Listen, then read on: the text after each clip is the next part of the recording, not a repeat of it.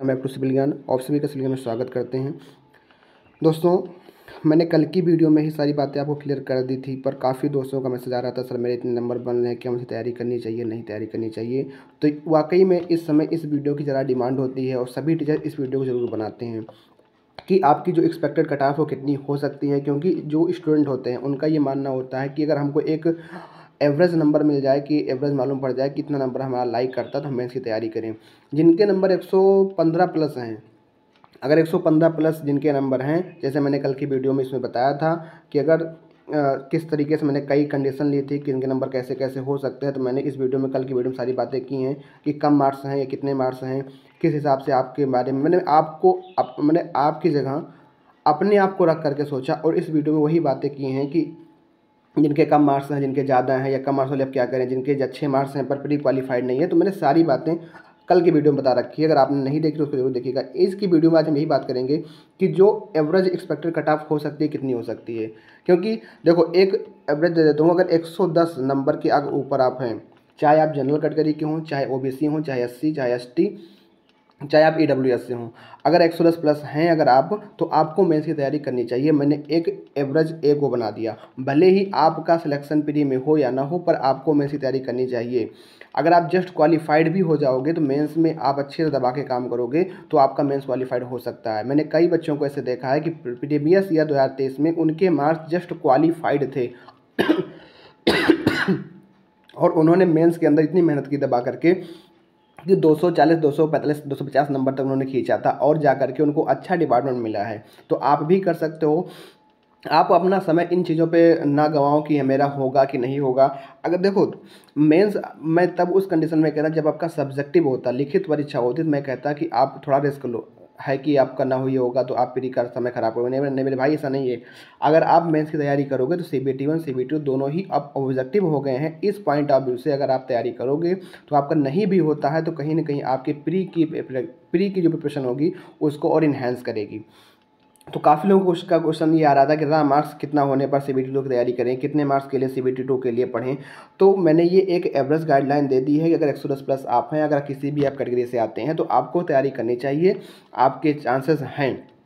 पर जो मोटा मोटी डेटा जो हमारे पास आता है, जैसे कि मैंने भी अपना एक डाला था कम्युनिटी पोस्ट पे, जहाँ पे 1000 बच्चों ने वोट किया था, जिसमें अगर आप देखोगे तो 95 के नीचे जिनके नंबर है, 23% लोग ऐसे हैं जिनके नंबर 95 के नीचे है और 25% लोग ऐसे हैं जिनका नंबर 95 to 105 है।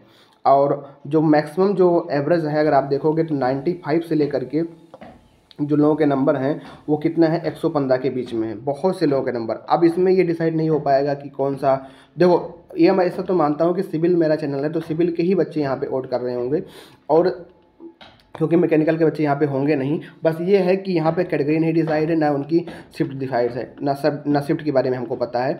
पर ये अगर अमूमन सारे में से मैं एक एवरेज निकाल के चलूँ कि लगभग 1000 बच्चों ने काउंट किया है, तो जो लोगों के नंबर हैं वो 95 से 115 के बीच में है। मैक्सिमम बच्चों के जो नंबर हैं 1000 बच्चों में, अगर आप 1000 बच्चों को ले रहे हो तो देखो कितना। तो ऐसे ही रैंक मित्रा पे मैंने देखा था, लगभग 20,000 बच्चों का डेटा था और लोगों के जो नंबर थे रैंक मित्रा, मैंने PDF पाई थी, उसमें लगभग 20,000 बच्चों का डेटा था, 20-25,000 बच्चों का डेटा था। मैंने उसमें देखा कि मैक्सिमम जो बच्चों के नंबर हैं इन्हीं की कैटेगरी के बीच में लाई कर रहे हैं, कि 95 से लेकर के 115 के बीच में मैक्सिमम बच्चे 115 के बीच में है।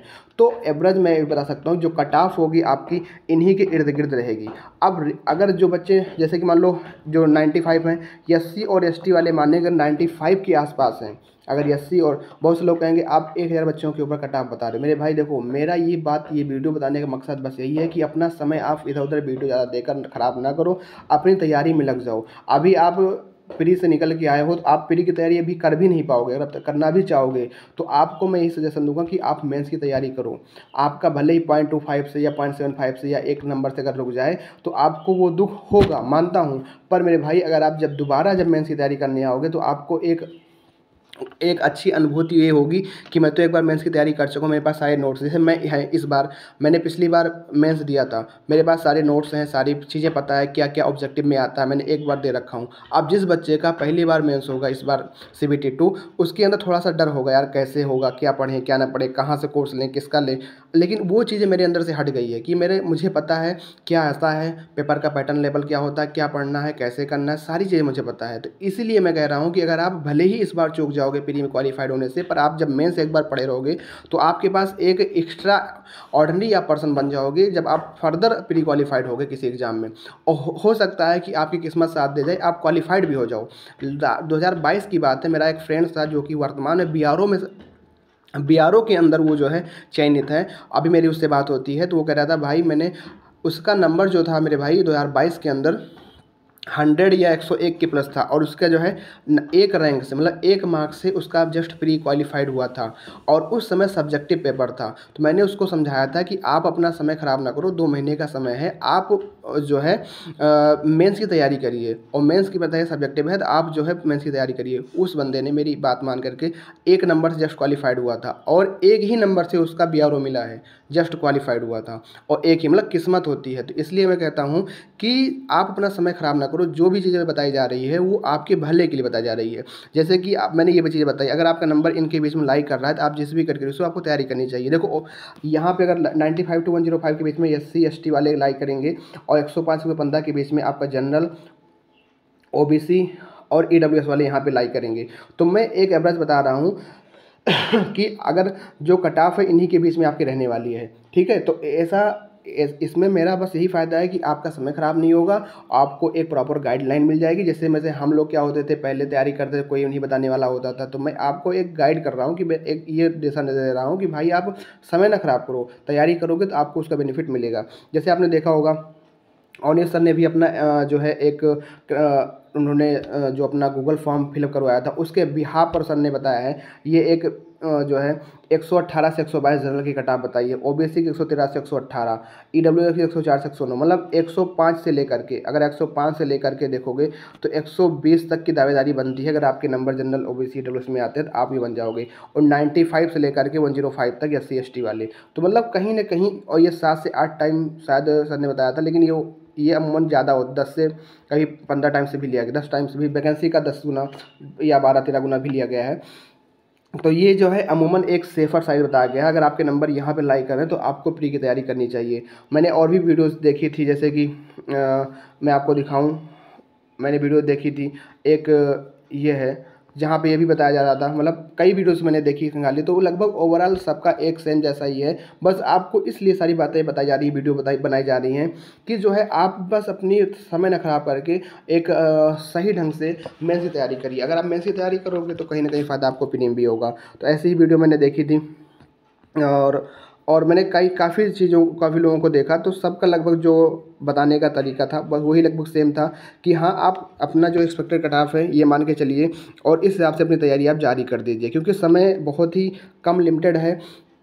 अगर मैं आपको बताऊं कि यहाँ पे समय की बात करूँ तो समय समझ लीजिए आपका जो एग्ज़ाम है ये आपका भी ये आज आपका मान लीजिए 16 जून है, 16 जून है, तो मान लीजिए 10 से 12 दिन इस वाले महीने में, क्योंकि अभी 1-2 दिन आप जो है और सोचोगे, और पूरा आपका जुलाई, और ये मान लीजिए अगस्त के मिड में आपके एग्ज़ाम होने के चांसेस हैं। तो समझ लीजिए बहुत ही कम समय है, 60 डेज भी सही तरीके से नहीं है। अगर आप पूरी तरीके से तैयारी करना चाहोगे तो आपको बिना सोचे समझे, बिना ज़्यादा इफेक्ट लगाए इधर उधर अपना मेंस की तैयारी में लग जाना है, ताकि आप एक अच्छा परफॉर्मेंस अपना मेंस में दे पाओ। अगर आप सोचोगे रिजल्ट आए, रिजल्ट में नाम आए, तो रिजल्ट आने का तरीका जो होता है वो लगभग 20 से 25 दिन पहले मेंस के एग्ज़ाम के आता है। तो आप उसके भरोसे रहोगे तो काफ़ी आपको लॉस सहना पड़ेगा। और मैं कितना भी समझा लूँ, बहुत से लोग ऐसे होते ही हैं जो रिजल्ट आने के बाद तैयारी करते हैं, तो मैं उनका तो कुछ नहीं कर सकता, पर मैं हर बार ये देखता हूँ काफ़ी दोस्त ऐसे निकल के बाद में आते हैं कि अब भैया 20-25 दिन बचा है, क्या पढ़ लें ताकि मेंस निकल जाए। तो इसीलिए ये वीडियो बनाई जाती है कि आगे अपना समय आप रिजल्ट के चक्कर में, आंसर की आने के बाद नंबर कम है उसके चक्कर में ख़राब ना करो, और जो मोटा मोटी एवरेज होता है बता दिया जाता है ताकि अपनी तैयारी शुरू करो। इस वीडियो के बनाने के पीछे यही मेरा उद्देश्य है कि आप अपना समय ना गंवाएं और अपनी तैयारी को बेहतर तरीके से जारी कर दें। काफ़ी आपको फ़ायदा होने वाला है। तो आज की वीडियो में बस इतना ही। इस वीडियो का आप जो आपको बताई गई है आप उस हिसाब में लाइक कर रहे हैं। तो और मैंने पिछली वीडियो में जो मैंने कल वीडियो बात की थी, कल वीडियो में जो मैंने आपको बताया था, उस वीडियो में मैंने यही बताया था कि आप किस तरीके से अपने आप को सर्वाइव आगे करना है। और आज की वीडियो में बस इतना ही।